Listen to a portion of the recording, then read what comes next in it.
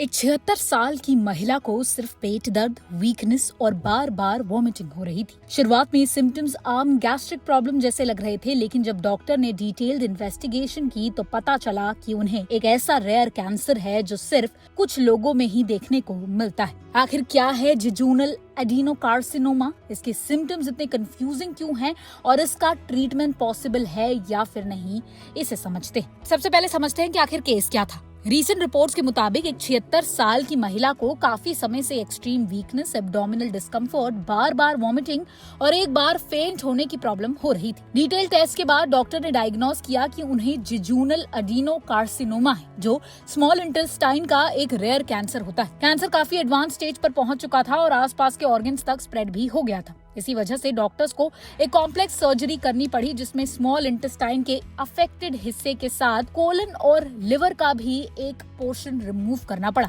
ये केस दिखाता है कि रेयर कैंसर्स को आइडेंटिफाई करना कितना चैलेंजिंग हो सकता है, क्योंकि इसके जो सिम्टम्स हैं वो शुरुआत में नॉर्मल डाइजेस्टिव प्रॉब्लम्स जैसे लग सकते हैं। अब समझते हैं कि आखिर जेजूनल एडिनोकार्सिनोमा है क्या।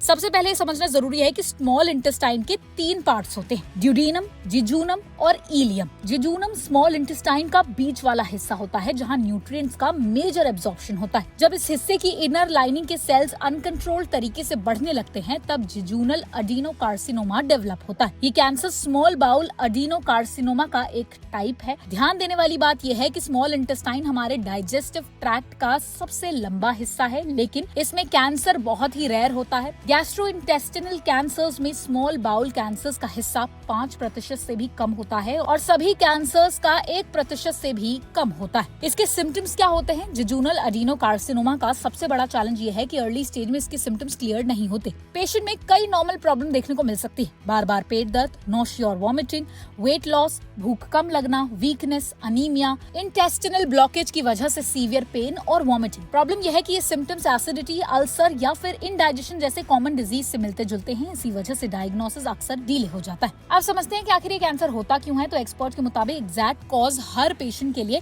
अलग होती है, इसमें कुछ भी क्लैरिटी नहीं है, लेकिन कुछ कंडीशन जो है वो रिस्क बढ़ा देती हैं: increasing age, smoking, alcohol, Crohn's disease, familial adenomatous polyposis, chronic intestinal inflammation. ये सब फैक्टर्स हर पेशेंट में नहीं होते, लेकिन इनकी वजह से रिस्क काफी ज्यादा बढ़ जाता है। डायग्नोसिस कैसे होता है? स्मॉल इंटेस्टाइन बॉडी के अंदर काफी ज्यादा डीप होता है, इसलिए डायग्नोसिस आसान नहीं होता। डॉक्टर्स जरूरत के हिसाब से कुछ टेस्ट रेकमेंड करते हैं, जैसे कि CT scan, MRI, PET scan, capsule endoscopy, balloon assisted endoscopy और बायोप्सी। बायोप्सी ही कंफर्म कर पाती है कि कैंसर है या नहीं। अब आ जाते हैं ट्रीटमेंट पर। ट्रीटमेंट डिपेंड करता है कि कैंसर किस स्टेज पर है। अगर कैंसर लिमिटेड एरिया में हो तो सर्जरी सबसे इम्पोर्टेंट ट्रीटमेंट होती है। अगर डिजीज स्प्रेड हो चुकी हो तो सर्जरी के साथ कीमोथेरेपी, टारगेटेड थेरेपी, इम्यूनोथेरेपी यानी कि सिलेक्टेड पेशेंट्स में की जा सकती है। इसका यूज बहुत ज्यादा कॉमन है। इस रीसेंट केस में भी डिजीज काफी ज्यादा कॉम्प्लेक्स थी, इसलिए डॉक्टर्स को स्मॉल इंटेस्टाइन, कोलन और लिवर के अफेक्टेड पार्ट को रिमूव करने वाली एक्सटेंसिव